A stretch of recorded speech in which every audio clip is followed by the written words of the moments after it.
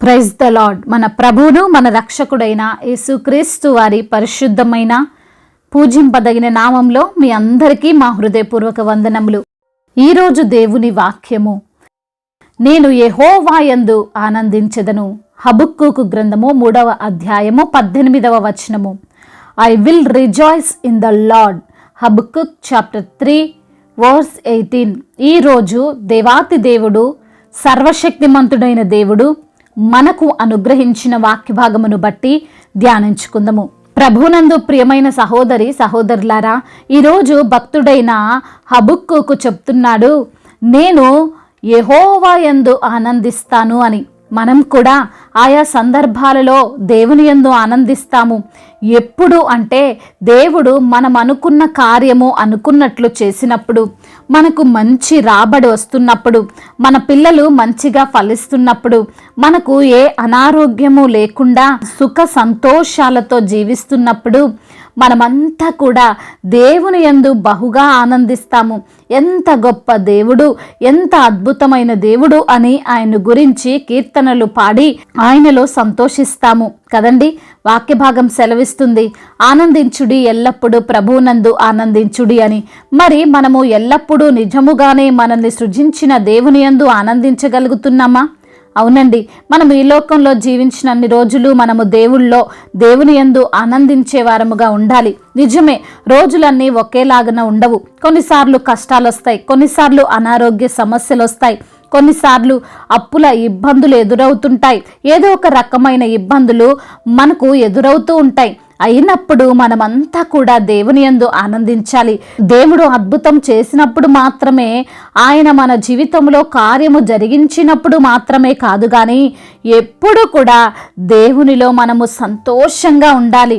ప్రవక్తగా ఉన్నటువంటి హబక్కూకు అంటున్నాడు, నా ఎముకలు కుళ్ళిపోవుచున్నవి, నా కాళ్ళు వణుకుచున్నవి, అంజూరపు చెట్లు పూయకుండినను, ద్రాక్ష తోటలు ఫలింపకపోయినను, ఒలీవ చెట్లు కాపులేక యుండినను, చేనిలోని పైరు పంటకు రాకపోయినను, గొర్రెలు దొడ్డిలో లేకపోయినను, సాలలో పశువులు లేకపోయినను, నేను యెహోవా యందు ఆనందిస్తాను అని ఎంతో గొప్పగా చెప్తున్నాడండి. ప్రవక్త అయిన హబక్కూకు పరిస్థితి ఏం మాత్రము బాగోలేకపోయినా, అందరూ అతన్ని తృణీకరిస్తూ అసహించుకుంటున్నా, శరీరము బలహీనముగా ఉన్నప్పటికీ, అతను అనుకున్నది అనుకున్నట్లు జరగకపోయినప్పటికీ, భక్తుడు మాత్రం నేను ఏది ఏమైనా దేవుని యందు ఆనందిస్తాను అని దేవుణ్ణి స్తుతిస్తున్నాడు. చాలా సందర్భములో మనము మన జీవితంలో చిన్న చిన్న విషయాల్లో దేవుణ్ణి నిందించే వారముగా ఉంటుంటాం. ఒక్కటి తక్కువైనా ఏదో కోల్పోయిన వారముగా దేవుని సన్నిధిలో దుఃఖిస్తుంటాం. అలా ఉండడం దేవునికి ఏమాత్రం ఇష్టం లేదండి. మనము నిత్యము ఆయనలో ఆనందించే వారముగా ఉండాలి. కీర్తనకారుడు అంటున్నాడు, నా జీవిత కాలమంతయు నేను యెహోవాకు కీర్తనలు పాడెదను, నేనున్నంత కాలము నా దేవుణ్ణి కీర్తించెదను, ఆయనను గూర్చిన ధ్యానము ఆయనకు ఇంపుగా నుండునుగాక, నేను యెహోవా యందు సంతోషించెదను అని.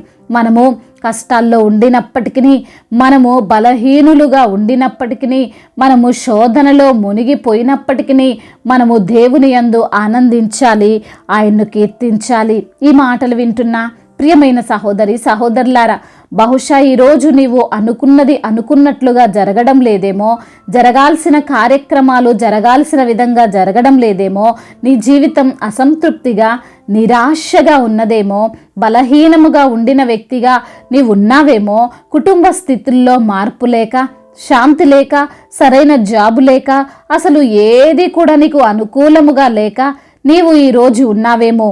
అయితే నీవు దేవుని యందు ఆనందించు.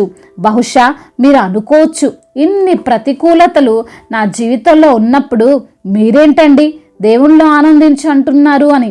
భక్తుడు అంటున్నాడు, మీ దీన దశలో, దుఃఖ స్థితిలో ఆయన యందు మీరు ఆనందిస్తే ఆయన మిమ్మల్ని జ్ఞాపకము చేసుకొని మిమ్మల్ని రక్షిస్తాడు అని, మీ యొక్క ప్రతి పరిస్థితిని మార్చివేస్తాడు అని.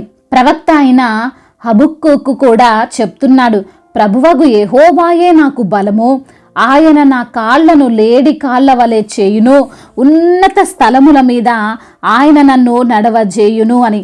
నా స్థితి ఇప్పుడు ఎలా ఉన్నా, నాకిప్పుడు ఎన్ని బలహీనతలున్నా, నా హృదయంలో ఇప్పుడు అశాంతి రాజ్యమేలుతున్నా, నేను భయముతో ఇప్పుడు జీవిస్తున్నా, నా దేవుడు వాటిని నా నుండి దూరపరుస్తాడు, నా కాళ్లను బలపరుస్తాడు, ఫలించని ప్రతి వాటిని ఫలింపజేస్తాడు, సమృద్ధితో నా జీవితాన్ని నింపుతాడు, నన్ను ఉన్నత స్థలముల మీద నిలవబెడతాడు. అందుకే నేను ఎల్లప్పుడూ దేవుని యందు ఆనందిస్తాను అని భక్తుడు చెప్తున్నాడండి. మరి ఈరోజు నీ జీవితం ఎంత అసంతృప్తికరంగా ఉండినా, బలహీనతతో ఉండినా, దుర్భరంగా ఉండినా, వాటి వైపు చూసి నీకు ఇచ్చిన సంతోషాన్ని కోల్పోవద్దు. రక్షించి కాపాడే దేవుడు నాకు తోడుగా ఉన్నాడు, ఎప్పటికైనా నా స్థితిని మార్చి గొప్పగా ఆయన దీవిస్తాడని గ్రహించి మనము ఏ స్థితిలోనైనా దేవునిలో సంతోషించే వారముగా ఉందామండి. దేవుడు ఈ మాటలను దీవించి మన హృదయములో ఫలింపచేయునుగాక. వాక్య భాగమును బట్టి ప్రార్థించుకుందాము. ప్రతి ఒక్కరు కూడా ప్రార్థనలో ఏకీభవించగలరు. ప్రార్థన. సర్వశక్తివంతుడా, సర్వాధికారి, గొప్ప దేవ, ఉన్నతుడా, సర్వోన్నతుడా, సకల సృష్టికి జీవాన్ని పోసిన దేవ, ఆరాధనకు యోగ్యుడా, అన్ని వేళల పూజ్యుడా, నీకు స్తుతులు స్తోత్రాలు చెల్లిస్తున్నాం తండ్రి. ఈ సమయంలో తండ్రి మీరు ఇచ్చినటువంటి మాటలను బట్టి మీకు స్తోత్రాలు చెల్లిస్తున్నాం తండ్రి. అవును ప్రభువా, అయా ఈరోజు ఎన్ని ప్రతికూలతలు మాకున్నప్పటికీ ప్రభా, అయా మీలో ఆనందించమని, అయా దీన దశలో దుఃఖ స్థితిలో మీ యందు మేము ఆనందిస్తే మీరు మమ్మల్ని జ్ఞాపకము చేసుకుంటారని, మమ్మల్ని ఖచ్చితంగా రక్షిస్తారని, ప్రతి పరిస్థితిని మార్చివేస్తారు అని ప్రభువా, ఈ రోజున తండ్రి వాక్యము ద్వారా మమ్మల్ని ఎంతగానో బలపరిచారు ప్రభువా. మాకున్న బలహీనతలు, మా హృదయంలో ఉన్న కలవరము, అశాంతి, వాటన్నిటి నుండి అయ్యా మాకు విడుదలను అనుగ్రహిస్తారని, మా కాళ్ళను బలపరుస్తారని, ఫలించని ప్రతి వాటిని ఫలింపజేస్తారని, సమృద్ధితో మా యొక్క జీవితాన్ని నింపుతారని, ఉన్నతమైన స్థలముల మీద మీరు మమ్మల్ని నిలవబెడతారని వాక్యము ద్వారా తండ్రి అయా మాతో మాట్లాడినందుకు స్తోత్రాలు ప్రభువా. ఎందరైతే బిడ్డలు ప్రభా అయా ఈ యొక్క వాక్యమును రిసీవ్ చేసుకున్నారు, వారి జీవితంలో ఊహించని కార్యాలు, ఊహించని మేలులు, గొప్ప అద్భుతాలను మీరు జరిగించమని బ్రతిమిలాడుకుంటున్నాం తండ్రి. అయా అదేవిధంగా వారికి ఉన్న ప్రతి ఒక్క తండ్రి ప్రతికూలతను తీసివేసి ప్రభా వారికి అనుకూలమైనటువంటి కార్యాలన్నింటినీ మీరు వారికి జరిగించమని బ్రతిమిలాడుకుంటున్నాం తండ్రి. అనారోగ్య సమస్యల నుండి యేసు నామములో బిడ్డలకు విడుదల దయచేయండి ప్రభా. ఏ అనారోగ్యమైతే ప్రభా వారి మీద ఏలుబడి చేస్తుందో ప్రభా, ఆ యొక్క అంధకార దురాత్మ శక్తులన్నిటి నుండి విడుదల దయచేసి ప్రభా సంపూర్ణ స్వస్థతను వారికి దయచేయండి ప్రభా. హాస్పిటల్ బెడ్స్ పై తండ్రి మాట లేక, చూపు లేక తండ్రి పడి ఉన్నటువంటి వారిని తండ్రి మీరు ముట్టండి నా ప్రభా. వారికి నడకను దయచేయండి, చూపు దయచేయండి, మాట్లాడే శక్తిని, సామర్థ్యాన్ని దయచేయమని తండ్రి మీ యొక్క సన్నిధిలో సాక్షులుగా మీ సేవకు తండ్రి వారు అర్పించుకొని అయ్యా మీ కొరకు బలముగా నిలబడే వ్యక్తులుగా వారిని మార్చమని బ్రతిమిలాడుకుంటున్నాం ప్రభా. అదేవిధంగా నా తండ్రి ఎందరైతే బిడ్డలు నా ప్రభా ఆర్థిక సమస్యలతో, అప్పుల భారాలతో కృంగిపోతూ నలిగిపోతూ ఉన్నారో ప్రభా, అయ్యా వారికి ఉన్న ప్రతి ఒక్క తండ్రి ఆర్థిక సమస్యను కొట్టివేయండి, అప్పుల రుణ భారాల నుండి విడుదల దయచేయమని బ్రతిమిలాడుకుంటున్నాం. అదేవిధంగా బిజినెస్ చేస్తున్న వారిని దీవించండి అయ్యా, రైతులను ఆశీర్వదించండి నా ప్రభా. అయ్యా చేతి పంటను స్థిరపరచండి తండ్రి, సమృద్ధి అయినటువంటి ఆశీర్వాదం వారికి దయచేయమని వేడుకుంటున్నాం ప్రభా. చిన్న బిడ్డలను కాచి కాపాడండి, యవన బిడ్డలకు మీరు తోడుగా ఉండండి, వృద్ధులను మీరు బలపరచండి. అదేవిధంగా నా తండ్రి కోర్టు సమస్య, ల్యాండ్ సమస్యల నుంచి విడుదల దయచేయండి ప్రభా. న్యాయాధిపతమైన దేవుడవు తండ్రి మీరే వారికి న్యాయమును తీర్చమని బ్రతిమిలాడుకుంటున్నాం. అదేవిధంగా నా తండ్రి ఎందరైతే బిడ్డలు భార్యాభర్తల మధ్య విభేదాలతో ఉంటున్నారో వారి మధ్య తండ్రి సమాధానము కలగజేయండి ప్రభా. విడిపోయిన కుటుంబాలను కట్టండి ప్రభా. ఎందరైతే బిడ్డలు ప్రభా మీ సేవ చేస్తున్నారో వారిని జ్ఞాపకం చేసుకోనండి తండ్రి. అయా మీ యొక్క పరిచర్యను చేస్తుండగా ప్రభా వారికి ఉన్న ప్రతి ఆటంకాలను తొలగించమని బ్రతిమిలాడుకుంటున్నాం ప్రభా.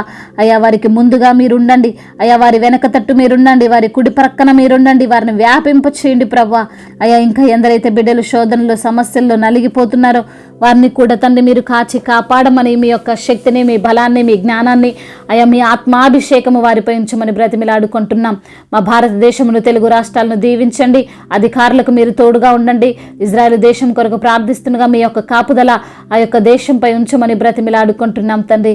అయ్యా అదేవిధంగా నా తండ్రి అయ్యా ఎందరైతే బిడ్డలు ప్రభా నీ సన్నిధానములో గోజాడుతున్నారో, మొరపెడుచున్నారో ప్రతి మొరకు సమాధానం అనుగ్రహించమని, సమస్త మహిమ, ఘనత, ప్రభావాలు మీరు మాత్రమే పొందుకోమని మనవి చేసుకుంటూ యేసు నామములో ఈ ప్రార్థనను అడిగి వేడుకొని పొందుకొని ఉన్నాము మా ప్రియ పరలోకపు తండ్రి. ఆమేన్. ఈరోజు పెళ్లి రోజు మరియు పుట్టినరోజు జరుపుకున్న వారందరినీ దేవుడు దీవించి సకల ఆశీర్వాదములతో, కృపాక్షేమములతో, శాంతి సమాధానముతో దేవుడు మిమ్మల్ని మీ కుటుంబాలను నింపునుగాక. మీ యొక్క ప్రార్థన అవసరతలను మాకు తెలియజేయగలరు. మీ కొరకు మేము తప్పక ప్రార్థిస్తాము.